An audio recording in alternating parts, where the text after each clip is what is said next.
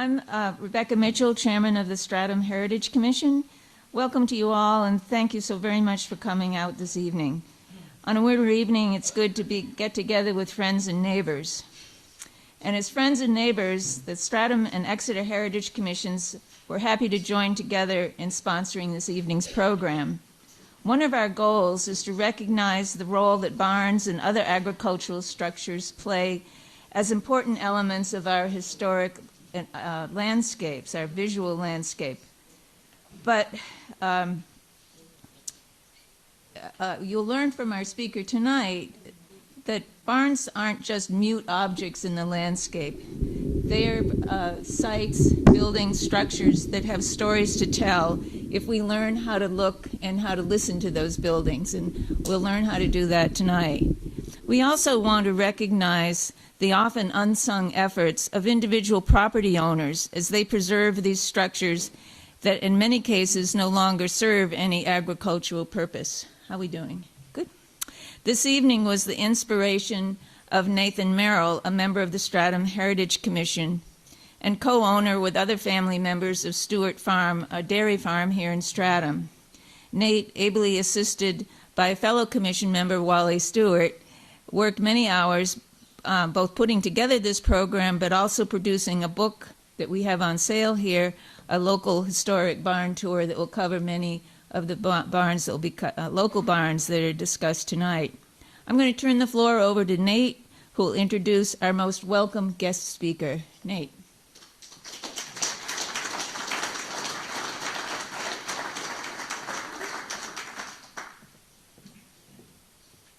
Good evening, and it's great to see a fantastic turnout. I'm going to be like 30 seconds.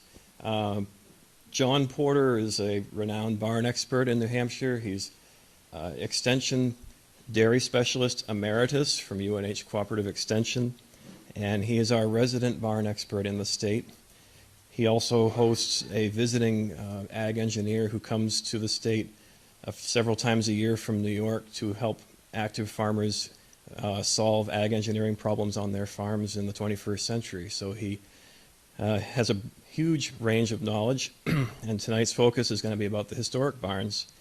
There are two books that John wrote or co-wrote that are on the table in the back that are available. One is The History and Economics of the New Hampshire Dairy Industry, and the other is Preserving Old Barns, Preventing the Loss of a Valuable Resource, which he co-wrote with Francis Gilman, who is our emeritus ag engineer from UNH Cooperative Extension. So I want everybody to join me in welcoming John. Thank you.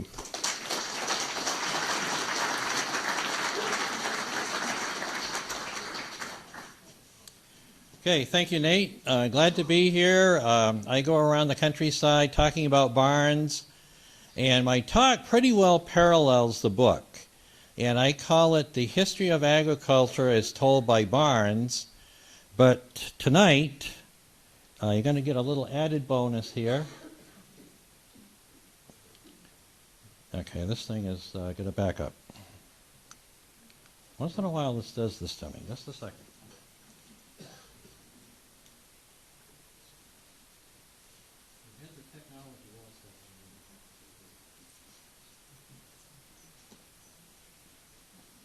So I'll try to move to my next slide here.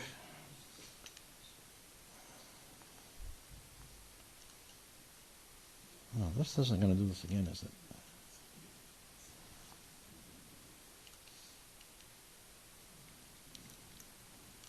Okay, sorry. We just got to get technology going. The added bonus tonight is we're custom making this presentation to Stratham and Exeter. And thanks to Nate, he and I spent a day together in November, and we went around photographing Stratham and Exeter barns, and largely due to Nate's help with the tour guide he's put together about the barns and the historic facts, we're custom making this talk to this region.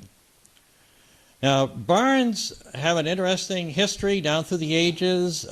They've always been kind of a symbol of agriculture and prosperity in agriculture. In fact, I sign all my books with Proverbs 9 to 10a. It says, honor the Lord with thy substance and the increase of thy first fruits, and so shall thy barns be filled with plenty. And barns were a symbol of agriculture and the size of your barn, of prosperity and so forth. And barns go back a long time. And unfortunately, we're losing a lot of barns. They're being torn down and made into kitchens and living rooms and so forth. And so part of the barn committee's mission has been to try to preserve barns and keep them upright and going in part of our scenery.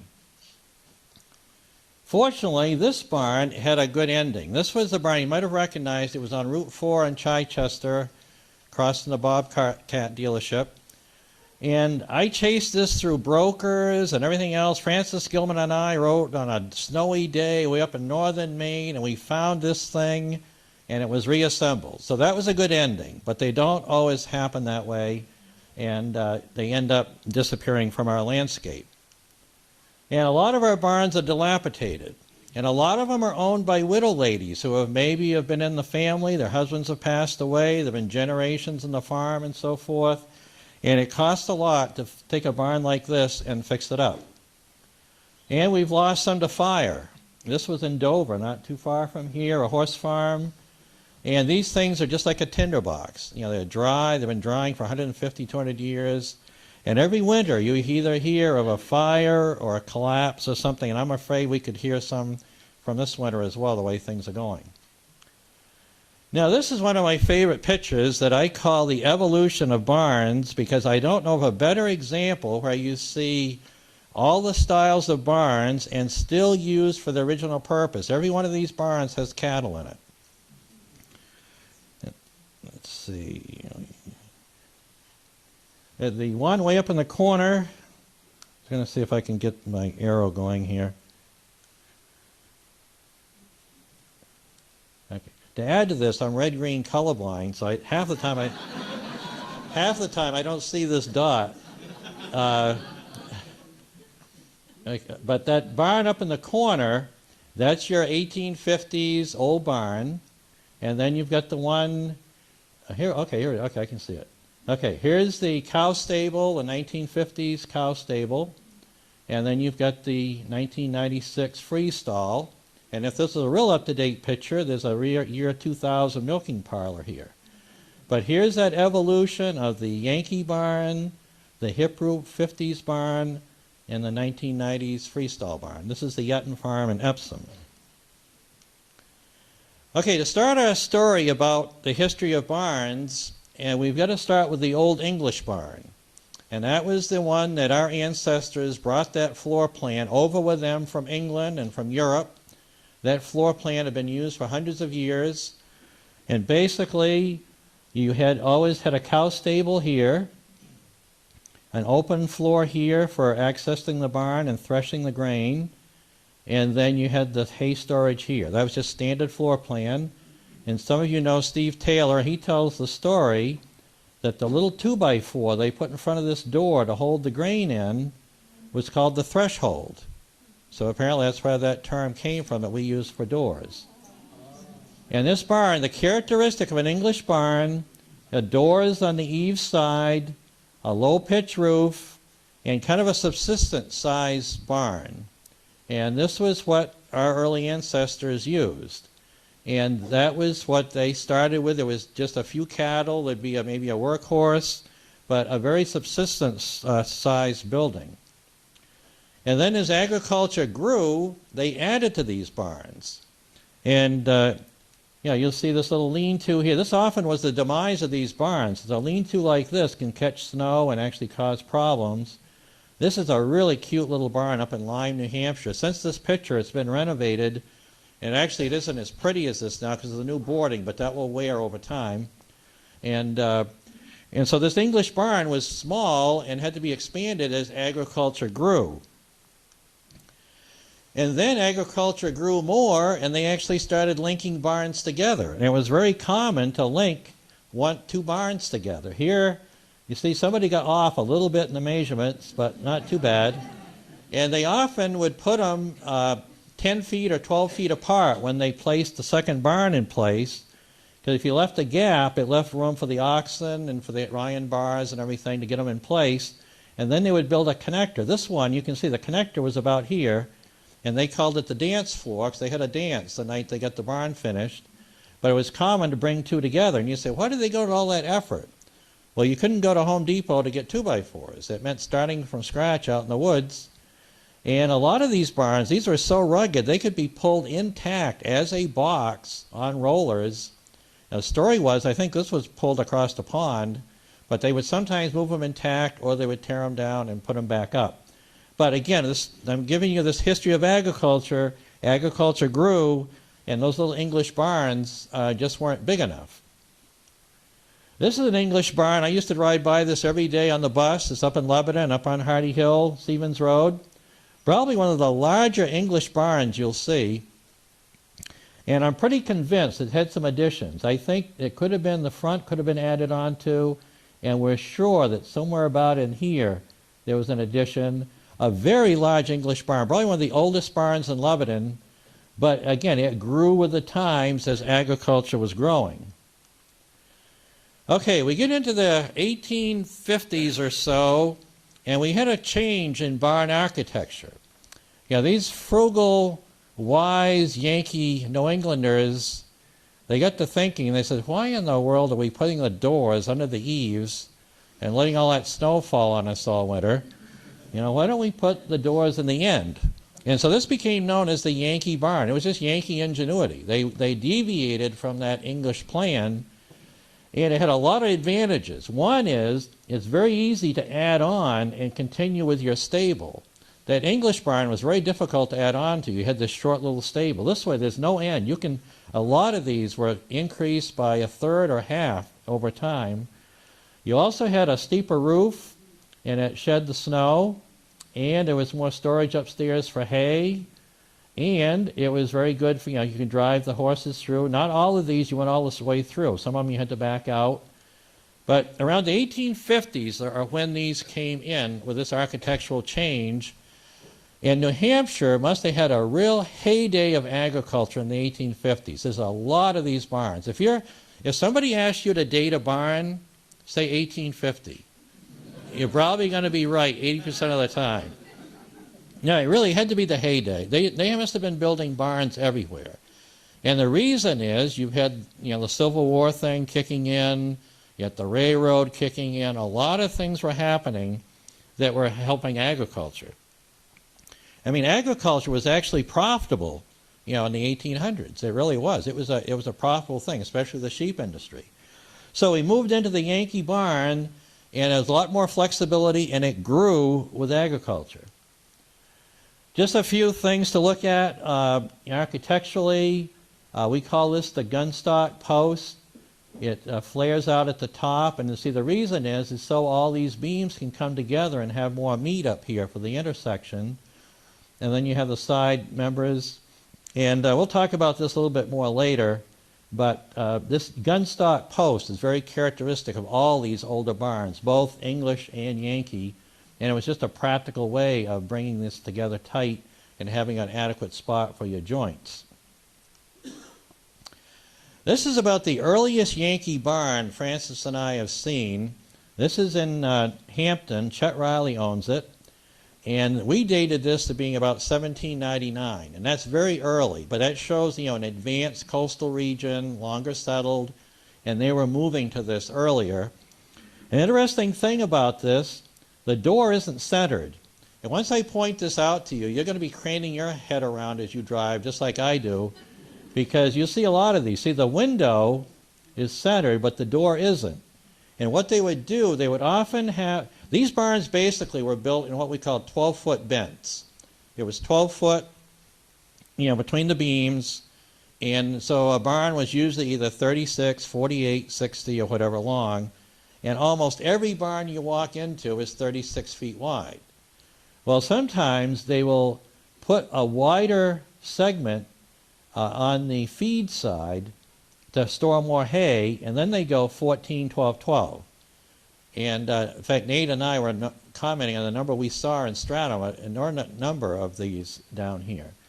So the windows and stuff are, some of these windows are in the center, but the door gets offset and the transom's usually offset.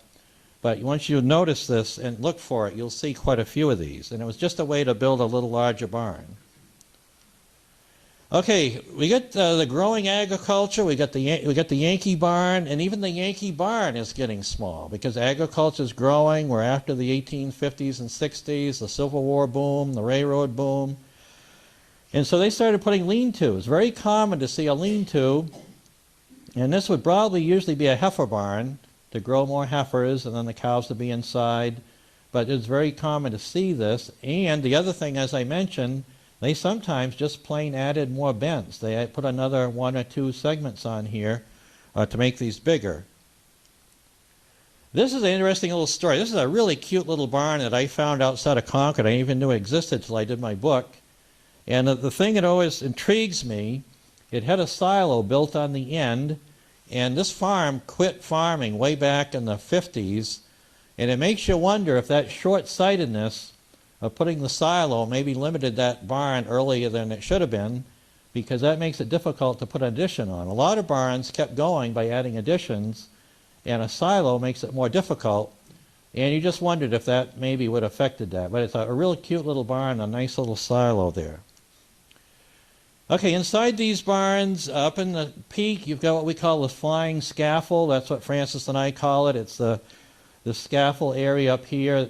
They'd often hold this would be the hay wagon. They'd tie it up there in the winter and use the dump cart and then switch it off and so forth. The scaffold had different uses because in the early days, the scaffold kind of held the bonus crop. You'd fill the barn up, and then at the tail end, the second crop or extra go on the scaffold. Then we brought in the center hay fork, which would go up in the peak on a track, and then they dropped the hay on the scaffold and then pitched it off. And that made better use of gravity, and it got the hay off to the side and so forth and allowed you to pitch. And you often left a hole up through the scaffold to bring that hay up in, or sometimes they brought it in an end door.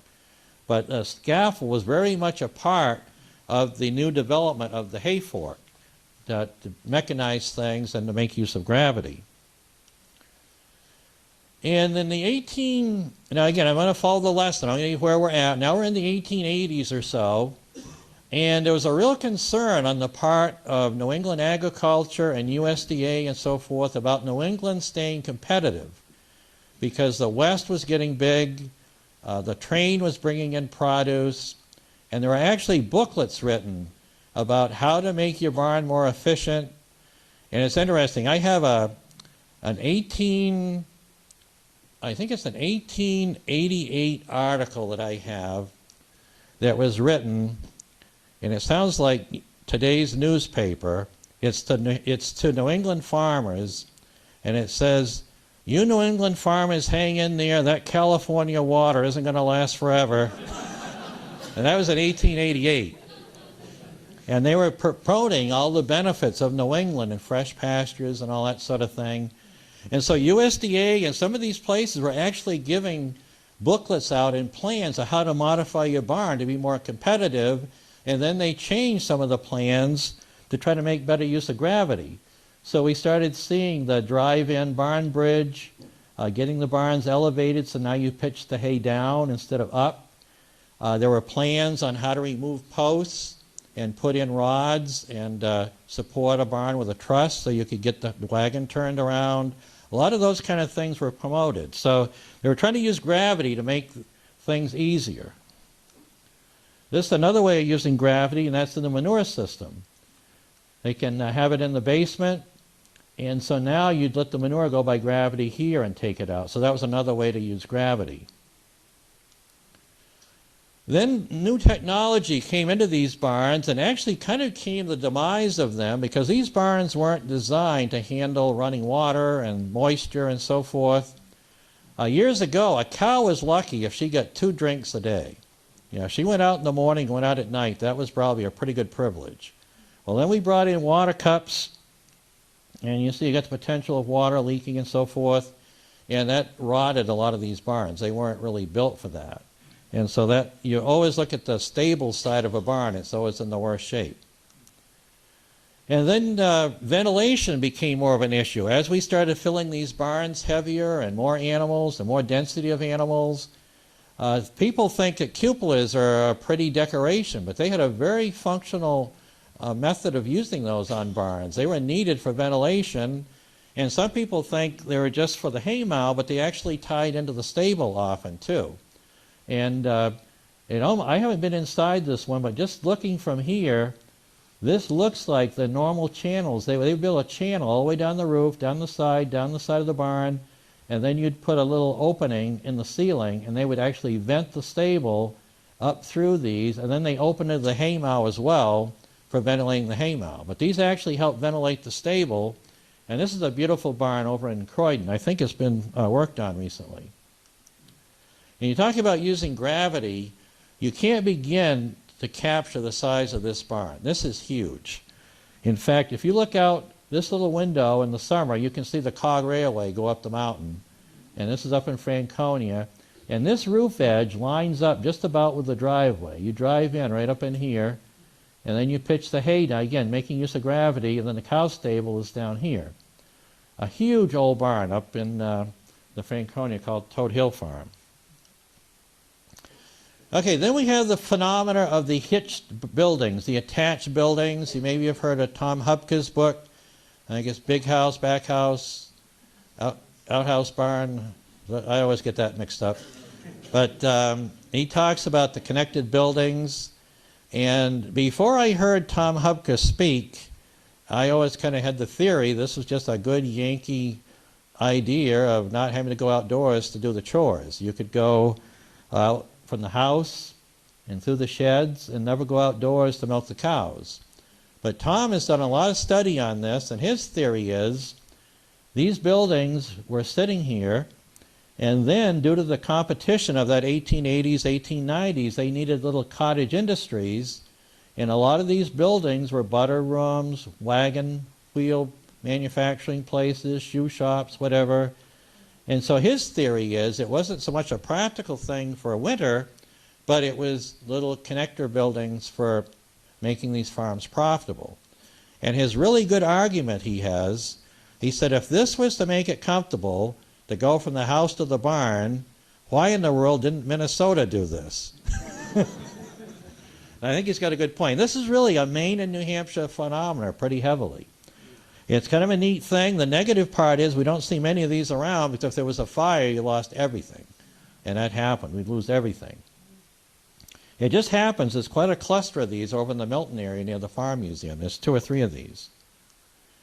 Another type of barn we talk about in our book is the village barn. Some people don't talk much about that, but it's a barn. It's legitimate. And the village barn had the usual floor plan of 1 or 2 milk cows for the family, a chicken pen, a place for a driving horse, and a pig pen. A very standard floor plan. And you see some of these unaltered. A lot of these tend to be with Victorian homes, and that's the 1-car garage now. But if you can find one unaltered, that's a pretty standard floor plan, because even your professional people, your doctors, your lawyers, they need a driving horse, had a cow for their family milk, and so forth. So we talk about the village barn, and that's a legitimate type of building, just really small, and generally never used for commercial agriculture. And then in New Hampshire, we've got to talk about the logging industry. And you don't hear much about these barns because they were homely. They were strictly functional, homely old barns to house draft horses. This is just an old square barn up in Stark. This is a great big old barn up in what they called the Percy section of Stark. They said this held 90 horses and 200 ton of hay. Just a huge old barn. This is gone. Most of them are gone. I think there's one in Berlin now that they're trying to restore. But in New Hampshire, I think we've got to talk about these because that is part of our agriculture, and they did have a part in the logging industry. And then the thing that fascinated me when I did the book were the estate barns. Believe it or not, this barn was in Orford, New Hampshire, on Route 10, and if anybody knows the Tuller Farm, it's right across the road from Tuller's. It was called the Pavilion Stock Farm. It was owned by somebody who ran a retail stores in Boston, and it was common for these merchants to have their country place, and they had the best of horses, the best of cattle, the best of sheep, real show places, and on the weekend they would have a sidecar track down in Boston, and they'd load their family and their servants into the sidecar. And it was kind of that, it's kind of a precursor to all those Massachusetts people coming up on 93. They were coming up on the train and the side in this car, because they actually would hook on and bring a car up with their family, and they would hook into these places that they established that were run by managers. They were absentee owners. This is another one up in Wakefield, New Hampshire, the Bancroft Estate. I've heard a lot of this has fallen in now, which is too bad. But you see, this big turret in piece, and it just, they had estimates of almost $1 million to restore this. I mean, you can't blame them when people can't do this. It was just huge. But this goes back to a couple of Revolutionary War buddies that went into the shipping business, and they copied this after a British estate they had seen in their shipping business. This is not a fancy, this is a Whipple farm in New Boston. It doesn't look as fancy, but it's another estate barn, and again, they had high quality cattle, and I think this is getting incorporated into some town offices now.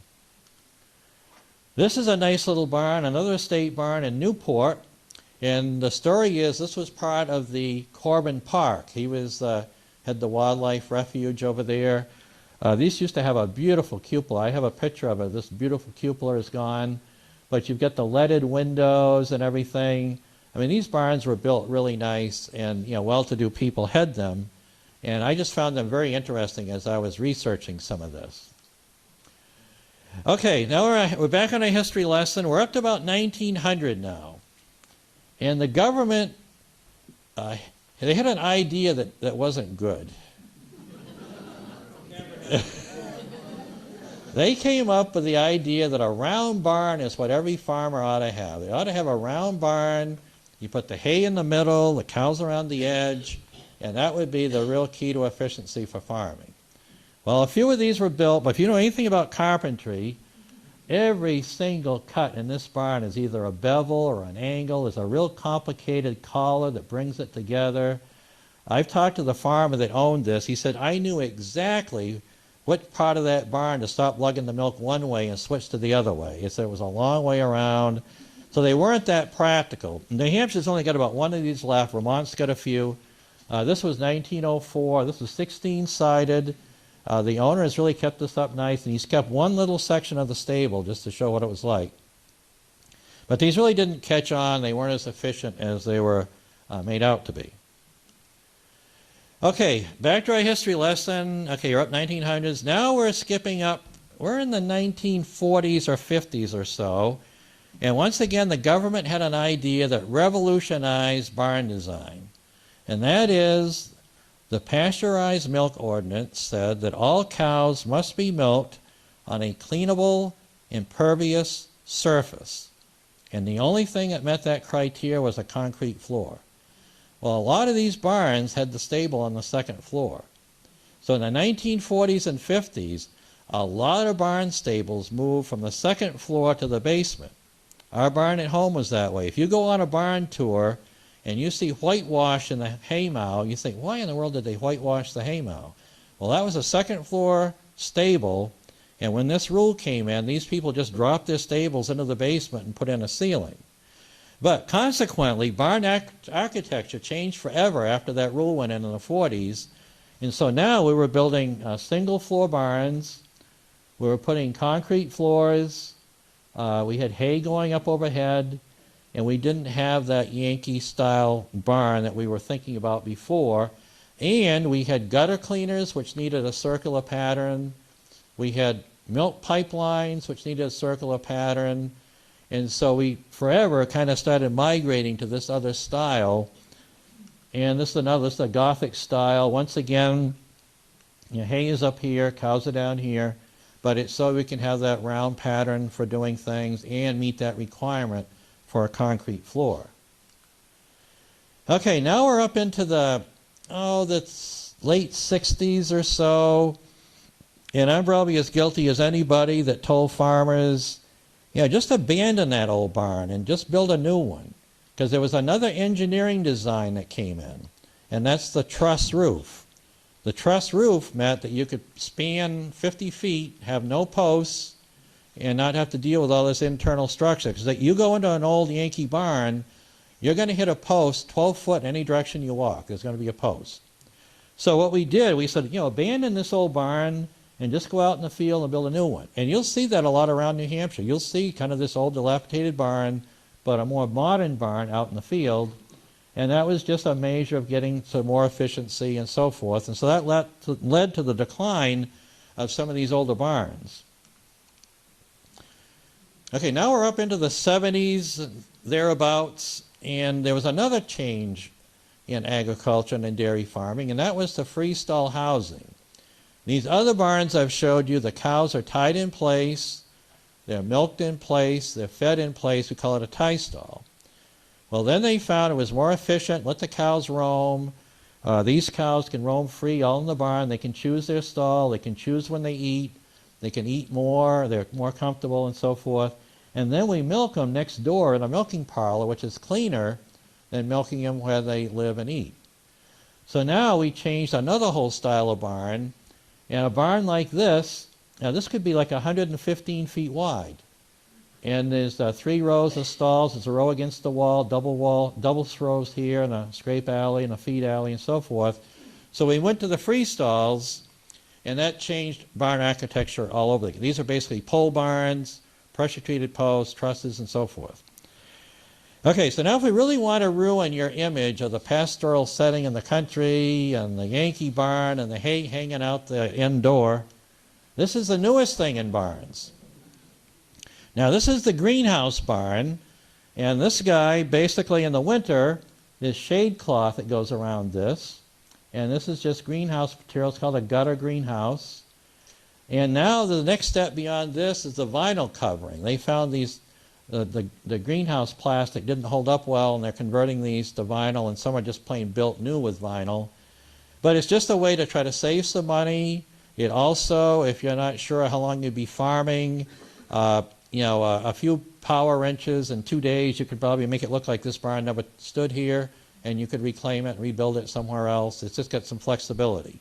Not everybody's going this route, but it's sometimes an option people are using, and we call them hoop structures now that have kind of replaced the greenhouse one. So that's kind of how this has all evolved, and that brings you up now into the 21st century. Okay, let's just back up a little bit on the architecture. I went over this kind of quickly before. I have a real quick and dirty rule of thumb for dating a barn. It's kind of funny. I'll go to a farm, and it'll be a good sharp Yankee farmer come out, and he'll say, how old do you think my barn is? And I'll struggle, and I'll study, and I'm poking, and finally I'll tell him, 1850? Yep, that's what the deed says. He knew anyways. But anyways, there's a quick and dirty rule that will get you within 10 years. If you look at a barn and all the beams are hand-hewn and all the braces are hand-hewn, you're probably into a 1700s barn, and we don't see too many of those. If all the beams are hand-hewn and you see vertical saw marks on these braces, you're probably 1800 to 1830. If all the beams are hand-hewn and you see circular saw marks on here, you're probably 1830 to 1880. And if you see all sawn timber and all sawn braces, you're probably 1880 to 1910. Much after the 1900s, we started shifting to some balloon-style construction. In fact, Stratham has got some classic examples I'm going to show you pictures of that they started transitioning to other styles. But that's a quick and dirty. It's not 100% accurate. The way you'll get fooled, and this happened to me, and the guy never let me forget it. I was over in Plainfield, and I dated a barn for a guy, and he said, "You're wrong." What happened? They had a really early sawmill in the neighborhood, way earlier than anywhere around. He had all sawn timber, and it was like an 1820s barn, which is so that can fool you, because there are some early sawmills that were big that actually started doing that. And this is that up and down sawmill for the up and down marks you'd see. This is down in Sturbridge. It actually was taken out of Bow, New Hampshire after the 38 hurricane. But it's an up and down saw. It goes with water power, and that's how they sawed the boards and so forth before the circular saw. This is that old barn up in Lebanon that I drove by every day. You talk about ventilation. You kind of joke about all these cracks, but There's nothing much more uniform than those just little tiny cracks. And when we started adding siding and all this kind of thing, that's when ventilation became an issue. We started putting shakes and clapboards and so forth. And just a little secret in New England, generally you're going to find the good clapboards are on the street side and the shakes are on the other sides, because clapboards were considered a little notch above as far as milling. And you look at barns, often the street one is clapboards and the sides are shakes. So we started boarding these up, and they got tight and ventilation became an issue.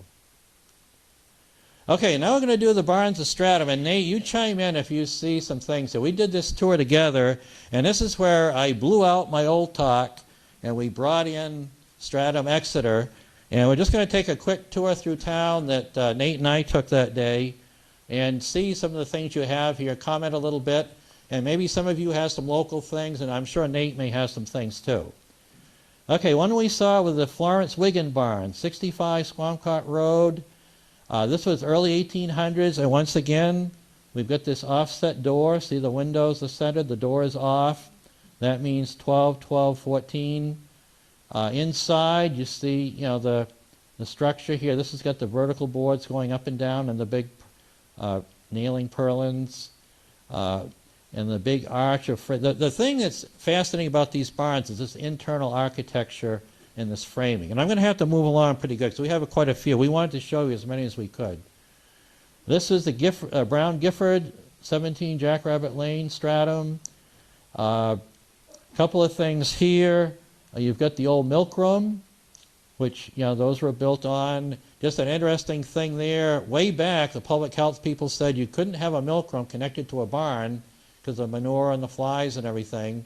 But then you picture lugging that milk in the open air to the milk room. That didn't seem to make sense either. Finally, they let you put the milk room on the barn, but you had to have a double breezeway to do it. And our milk room at home had that. You had to. I remember the door always hit you in the butt as you went through, because you had two doors to go through to carry the milk. But you had to have a breezeway with two doors. And the door, let's see, you had to pull towards you from the stable, I think, so the flies would ride toward the stable. Because they were afraid if you pushed it in, the flies would ride into the milk room. But this was all in the code. And so they finally let you put the milk room there, but you had a double doorway. Now, I think this one almost did. I'm not sure. That changed over time. But anyway, just see the internal things here again. This is what we call a pocket door. I'll show you some more examples that slid on the inside. And again, the thing that really gets you on these is just this beautiful internal frame. We just saw time after time as we visited these barns, and some of these really tall posts that went up. They have different, every builder had their different style, but a lot of these brought the big posts clear up. You're seeing the bottom of part of the scaffolding and so forth there. And again, I got to keep moving. This is called the former Ernest Wiggin barn, 271 Portsmouth Avenue. We discovered that this L was a horse area, a horse stable. In fact, when Nate and I looked at it, I said there had to be some kind of high quality housing there, and it was horses, and oftentimes you'd have a stablemate that might live in that area. And then they built a 20th century addition, for what we call modern dairying at that time. So there's this great big addition out back that you might not notice just going by the front. And this is more modern construction with 2x4s and that sort of thing. Now, the Gallant Barn, 80 Winnicott Road in Stratham, late 1800s. I call this a transitional barn. This is a classic. I don't know if the owner is here. It's just a beautiful barn. But what makes it, what I call it transitional, is you're seeing the introduction of stud wall here. You're seeing kind of this bloom construction, where in the old barns everything was horizontal with vertical boards. And we saw a lot of these in Stratham, what I would call a transitional construction, starting to lean toward the 2x4 construction. She has some side hay holes, probably were built later to get hay into the side, baled hay, because that wouldn't be practical for loose hay. Beautifully restored. Inside these barns, you see a lot of little steps that take you either to the second floor haymow or the cupola or whatever. So just some really neat features. Okay, the Jewel Peabody Barn, 173 Winnicott Road, Stratham. Something that really got our attention here were these horse stalls. These are special steel inserts that would keep the form of the stall. Horses have a tendency to crib and chew. These are neat little stalls here. Again, we've got this what I call transitional framing. We've got these studs coming in. And then Jen Gunn supplied this special photo, a close-up of the cupola. They had this rebuilt, beautiful cupola. And this barn is hooked on, so this connects to a house. But a really nice barn with a lot of neat features in it. But these horse stalls especially were quite interesting. This is the Goodrich barn, 11 Stratham Heights in Stratham. This is the monitor style. And this means that the peak is raised up and has windows here to let in light. And we don't have many of those in New Hampshire. I've seen one in Dunbarton. I've seen one in Colebrook. And I've seen a few, but not too many. Vermont has some famous ones. There's one on Route 89 south of Burlington that's been restored. It's quite well known. But it was just another feature, you know, to let in air and light and so forth. And it was called monitor. And you'll find a lot of terms in the barns go back to naval terms. You know, monitor was kind of a naval term. We used to talk about wharfins for entering a barn. That's a naval term. We talk about windlass for cranking up carcasses. That's a naval term. Scuttle hole for pushing the manure down. That's a naval term. I think barns and ships were probably the two biggest things being built by man, you know, back in that time. It was interesting, and it really didn't hit me until I did another talk and got to thinking about how those naval terms came into the barn world. Okay, this is up the road, 61 Stratham Heights, the Folsom Robinson Road, barn, I mean. A lot of folks probably remember Caroline Robinson. She did a beautiful job restoring this in a very practical way to be part of her farm. And this has one of the few surviving wooden tower silos around, and that's on the end of the barn. And inside it's been well maintained, and then she actually did some internal support in the basement to support the floor, and this could actually be actively used for part of her farming operation. Now there's another person farming there. This is Nick Starr's barn, 32 Hampton Road. Now we're in Exeter, because I know we're doing a combination here. We wanted to be sure to catch some barns from both towns. A couple of things about this one. It's kind of neat to see these windows in the door. Those aren't real common, but it's just a practical way to get light. And of course the common thing are the transoms. Because you figure when the farmers are doing their chores with no electricity, this was the only source to get light early in the morning and the late afternoon for pitching hay, because these were pretty dark channels in the middle. And so occasionally you'd see, you know, windows in the doors. And then you can't quite see it, but this has got that more modern milk room that was there that went along. I contend that I think over 90% of the barns built in New Hampshire were dairy barns, because dairying was on just about every farm in the mid-1800s to 1900.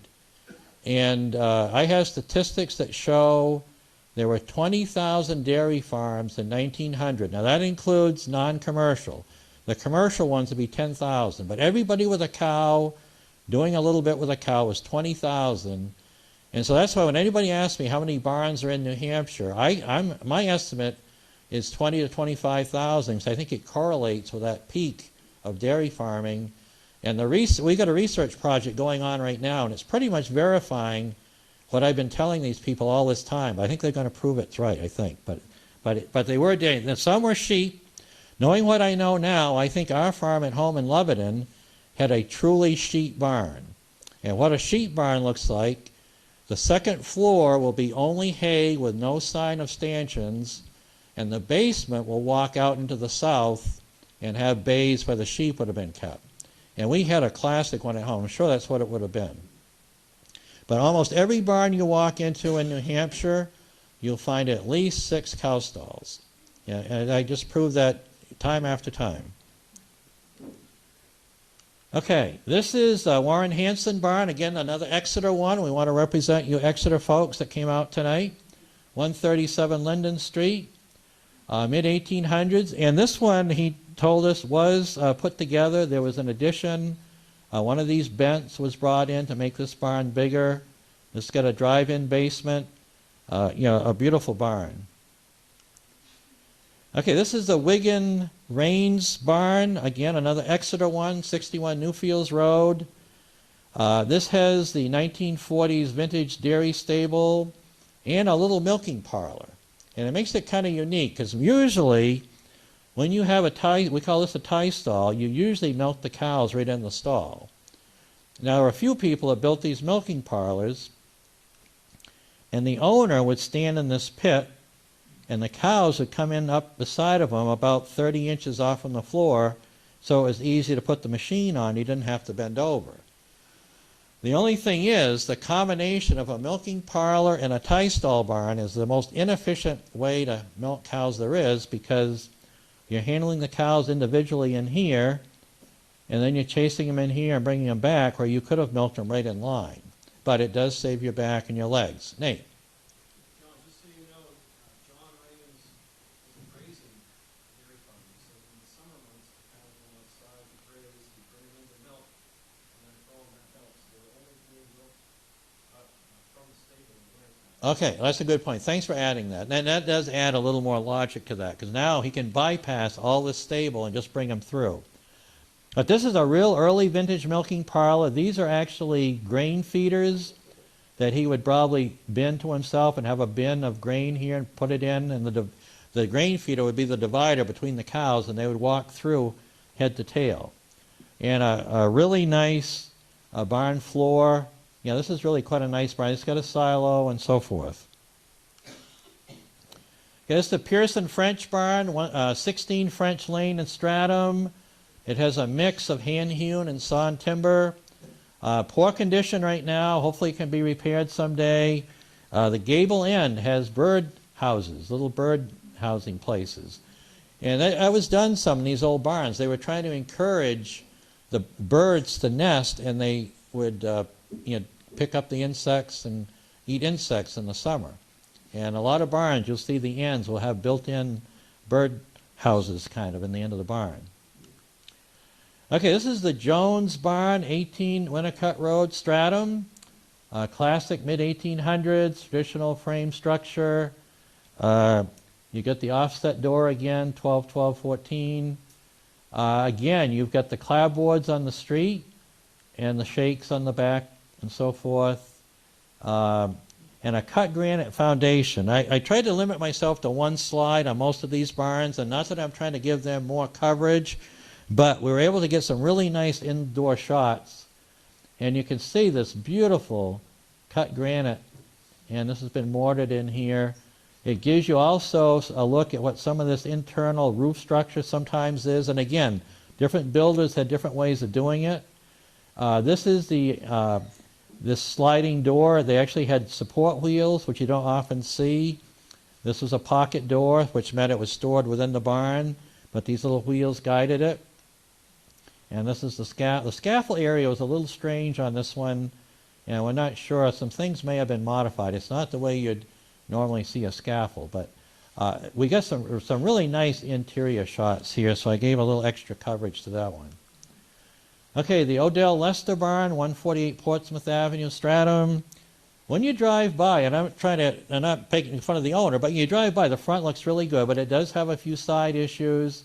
And one thing just to mention quickly is getting trees and any kind of vegetation away from barns. Probably 50% of the issues with old barns are caused by trees and vegetation. The top limbs scrape the roof, side limbs scrape the sides, the roots undergird the foundation, and it really deteriorates a barn. So that's one of the quick things I tell people on a barn: get the vegetation away from it, because it holds moisture and it causes the beams to rot.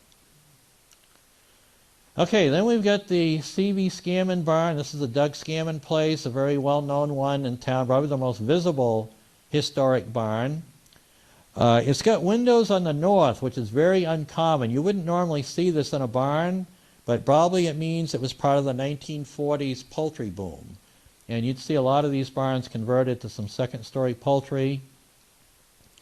It's got had the cow stable and so forth. And then you've probably all noticed their new barn, and this really is just a sign of the times and staying competitive. I know sometimes people get critical when they see all these changes on these farms. You've got to do it to stay competitive. They were sensitive to the location. You can see that barn is out back here. But now they have a nice clear span steel building because this was so inefficient. The only thing that happens, and I hope they'll have to be careful of the same thing, when you start abandoning those and they don't have an economic return, that's when they tend to go downhill. And that's what's happened to a lot of these barns. The reason a lot of these barns are going downhill is they aren't part of somebody's income. When they are part of somebody's income, you keep them up. And a lot of these barns have outlived their usefulness, so the people that are keeping them up just love their barn, and you've got to be creative sometimes to find a use for it. What we often tell people, if you're getting into the beef business or something, don't put the beef in the barn. Build a three-sided pole barn, but use your old barn for either your farm store. People love to go into these and look around for your farm store or your hay storage. But I almost encourage people not to put animals back in here, but find a creative use because of how much animal use deteriorates barns. Okay, this is the Stuart Farm, the Merrill family, its last remaining active dairy farm in Stratham. This is just a classic New England farmstead in its day. Nate shared these photos with me. I just think they're beautiful. That's your lane leading into the farm, right, Nate? Okay. Here's the beautiful tree-covered lane leading up. And this was quite a complex of buildings, which was common. I mean, because I think this was a better than average type of farm in its day and the things that it did. But still, a lot of these old farms were pretty sufficient with a lot of outbuildings. I know our farm at home, we had a big corn barn, we had a water tub barn, and we had a storage barn, we had a chicken house, sometimes it was a blacksmith shop. These were almost a little village in itself. In fact, I kind of kid Nate when I drive into the yard. I feel like I'm going into, the Stuart clan village there with all the houses and everything, because there's a lot there, and that was part of these old farmsteads. So a lot of their original barns are gone, but the older homes are there. Here's some of the older buildings. And again, you can't really criticize people for that because they've got to do what it takes to be competitive. And if they were still trying to survive in these old barns, that open land on that farm wouldn't still be there. And just like our ancestors, those old Yankee barns weren't kept the way they were built in 1850. They had a side addition, an end addition, a piece added on. They did whatever they could, and they'd probably be telling us, if you can make a living and do it with something more efficient, you better do it. And so they've done that.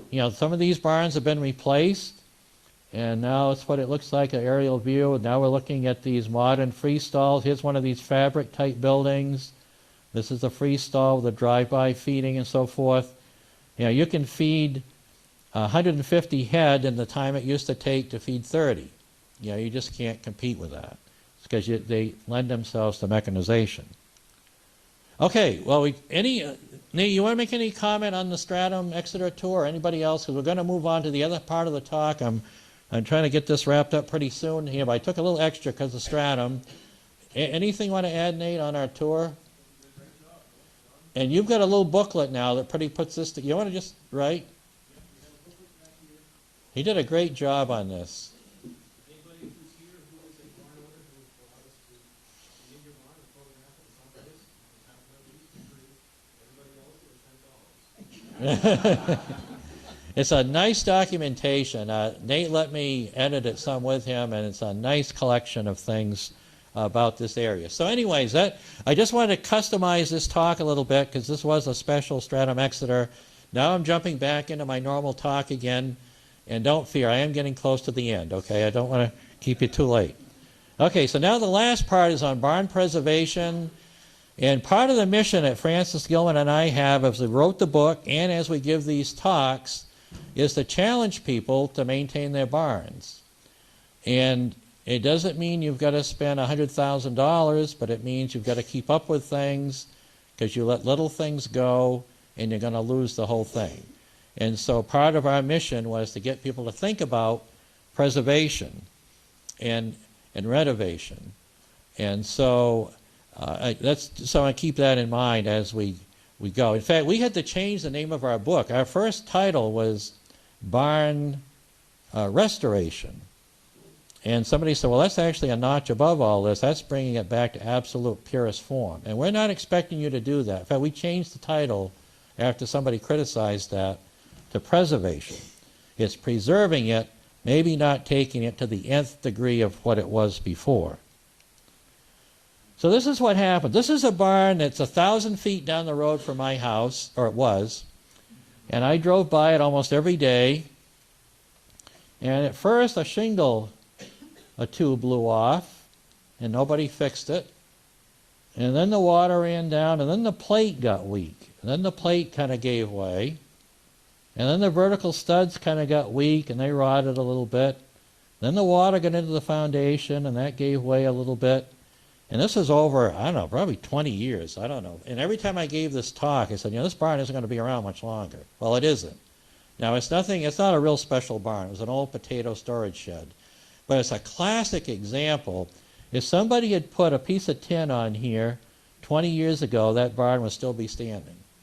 But this is so porous that when you let them go open like this and don't fix it, they go downhill. And that's why we tell people, don't worry if it doesn't look good. If you've got to put a patch on or an odd board or an odd piece of metal, just do it. Because if you start leaving things open, it's going to go downhill really fast. And you haven't got to be a purist. I mean, this is a purist. This is lattice underwork and special wood shingles. I mean, this is the nth degree of doing a shingle roof. But you haven't got to go to that degree. This is expensive. The historic people, and I'm sure Beverly would agree with me here in the room, they're fine with metal roofs. In fact, metal roof is going to buy a lot more years than shingle, and we're looking at preservation, and metal's going to do that. In fact, if a lot of metal roofs hadn't been put on after World War II, we wouldn't have the barns we have today. There's a lot of World War II metal that kept a lot of buildings going.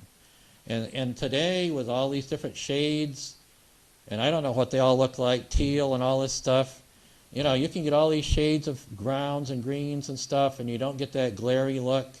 And any historic person is going to be fine with that. And it really works good, and it sheds the snow better. This is actually Caroline Robinson's barn, and she had some wall issues that she couldn't 100% address. Whoops, here, sorry. So she just put another course of support parallel to the sills and got the support she needed without dealing with a whole lot of issues in the walls. So, I mean, those kind of things can be done. This is back to Chet Riley. This is that real early Yankee barn I showed you in Hampton. And he and his son-in-law literally went around piecemeal and learned how to do things. You can see they're leaving a gap, a joint here ready to accept another piece coming in. And they went around and did theirs themselves. The only caution, and the contractors always tell me to say this, and probably Ed's thinking the same thing back there, if you've got a barn that needs a lot of jacking, you've got to be careful you don't start doing all this piecemeal thing before you get it straight. And also, do all the jacking before the roof is done. Once a roof is on, it works like a web, and you won't be able to jack very well. So know what you're doing, but you can do things piecemeal or by yourself or learn how to do it or not have to do everything all at once. You can get into a $50,000 renovation project pretty quickly. And it can be as ugly as this, just plain cables. And I probably shouldn't tell this little secret because it's going to blow your thought of this scene that you look at all the time down here on the coast. But this is the inside of the old barn on the wagon farm in Durham. That picturesque little barn on the hill, that thing is patched together with cable. But I don't begrudge that. It's still there. And you put the cables, you put big nuts on, they put big washers outside, and I don't begrudge that a bit. It's held the barn up. It's not pretty. It gets in the way. There are also ways of putting rods and things that are more realistic and easy to work with. But I'm not going to criticize anybody from doing this if it's kept the barn up. Okay, this is the culprit. And you see a lot of this. all this brush, this is what's going to take this barn down. A morning of chainsaw work, and you could save this barn. But you can see this stuff rubs the shingles, this rubs the side, these roots are going into the basement. I've condemned a lot of Aunt Lily's lilacs, I tell you. There'd be some little lilac on the corner, and I said, it's got to go, because it just holds moisture and it hurts the barn. And ventilation, either leaving doors open, windows open, or putting in ventilators. They've got to breathe. And even keeping the floors clean. There are still barns around here that have the 1940s poultry manure on them. They really do. And just getting that stuff out, if you're storing cars in there, get the liquids out, and just keeping up with things will help. And then just shoveling, and this is a classic here, just showing how you need to shovel off these lean-tos. When I was finishing up my book, and I was riding up through the Plymouth area, the Wentworth area, and I saw this, and I went driving up to the guy's yard, and I was so excited. I didn't know what I was so excited about. I said, this is classic. I mean, the snow was literally going from one roof to the other, and I was so excited to get the picture. But it just shows the weakness of a lean-to and how these things come down and crash here, and how you need to keep up with maintenance and summer and winter clearing and so forth, and especially this year as we deal with snow loads. And I think if you're lucky, that's it. So, thank you.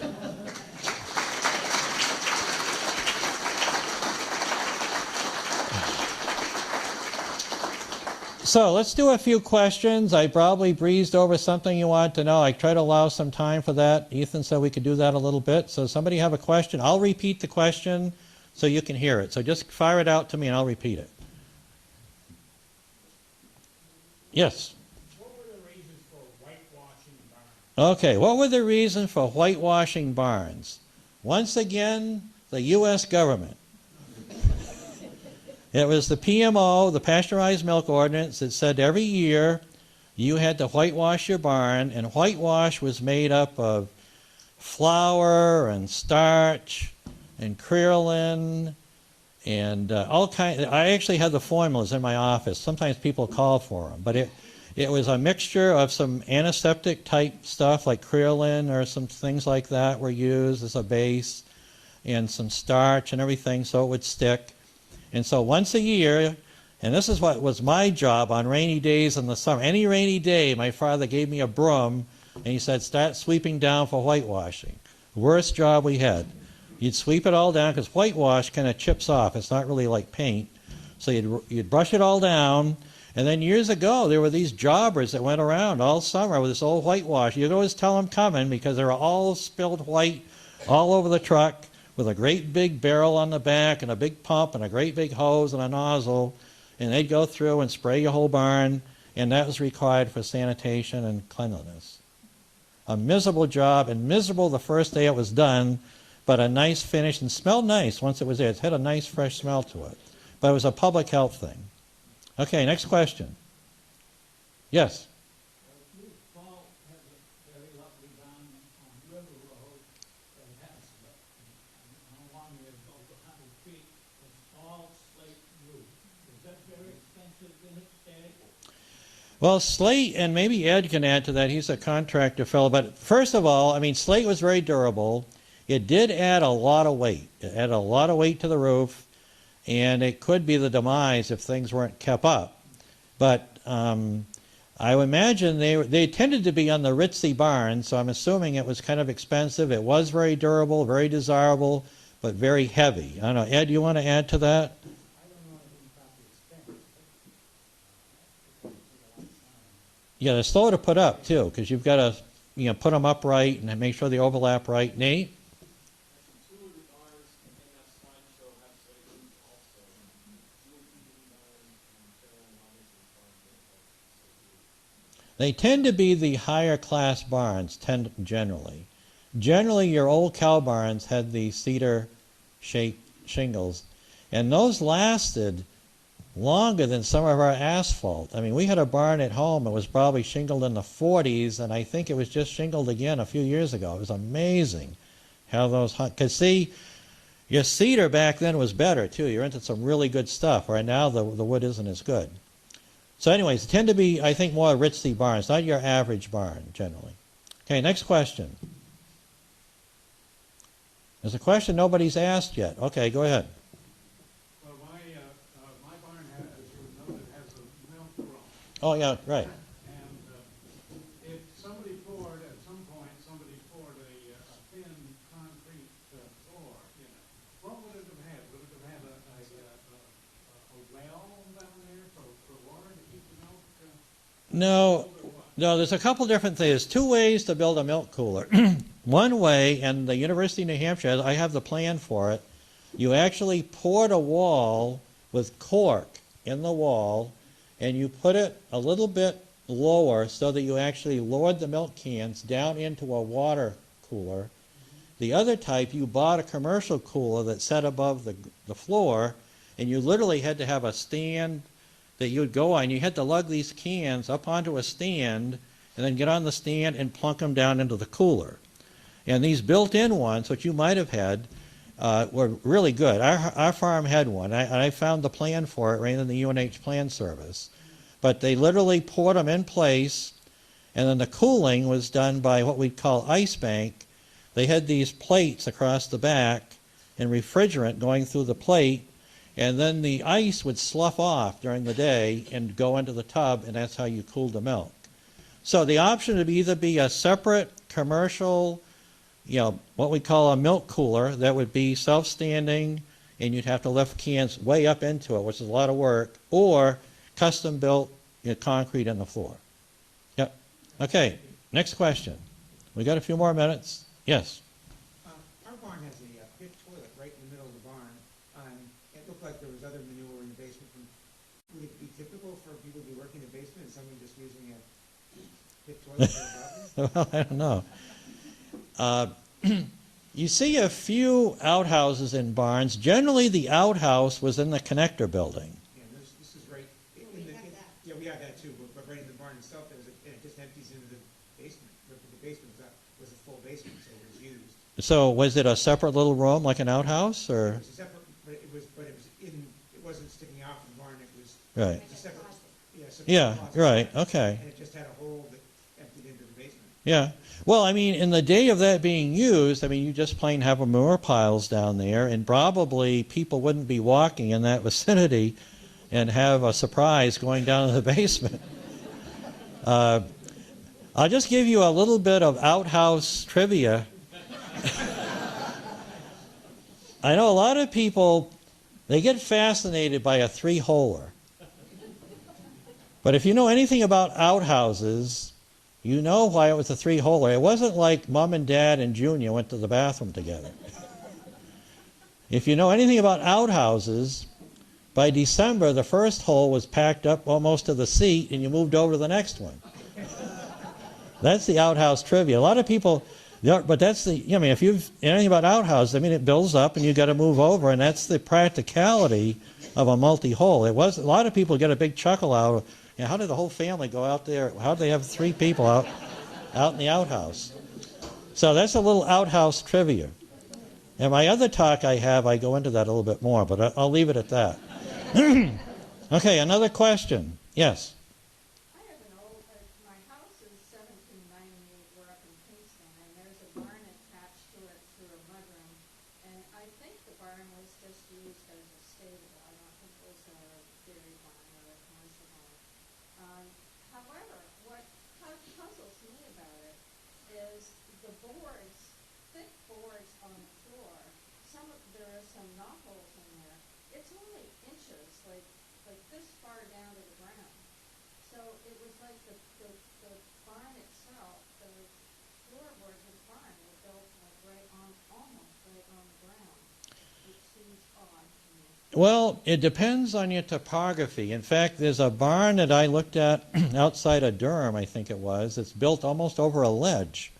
Because generally, I mean, these farmers back in the 1800s didn't want to pick the good land to put the barn up. I mean, land was hard to come by and hard to create and hard to clear and so forth.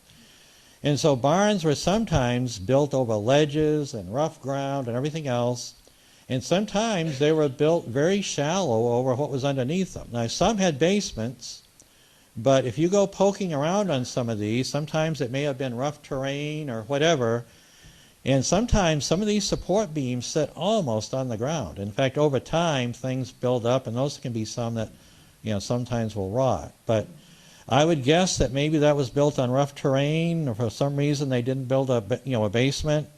And it's not uncommon to see a barn built, very close to the ground with just barely clearance on some of these support members. And I've seen some literally on ledges.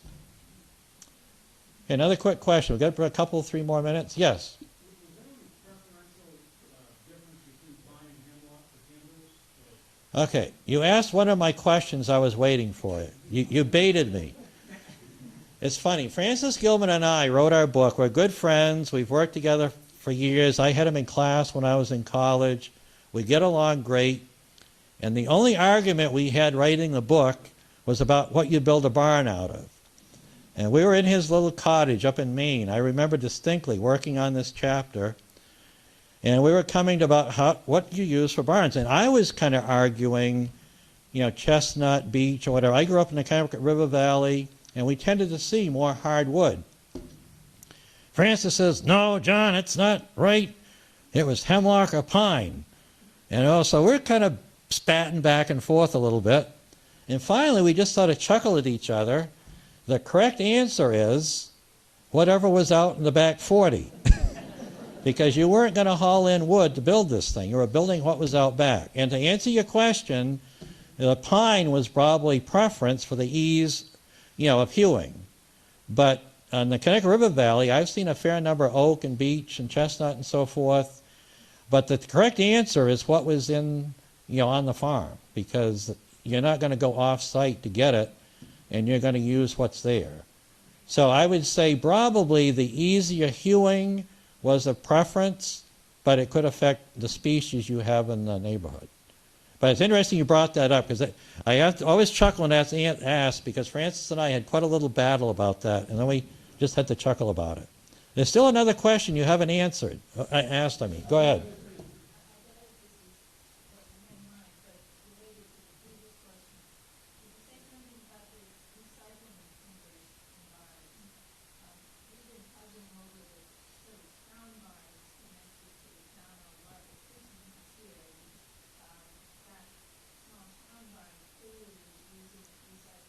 Right. Okay. No, good question. The reason you saw a lot of recycling of timber is, like I say, you didn't go to Home Depot when you wanted to build a barn. And if a barn was getting in bad shape or too small or whatever, you would tear it down and reuse it. And there's 2 big clues that when this happens.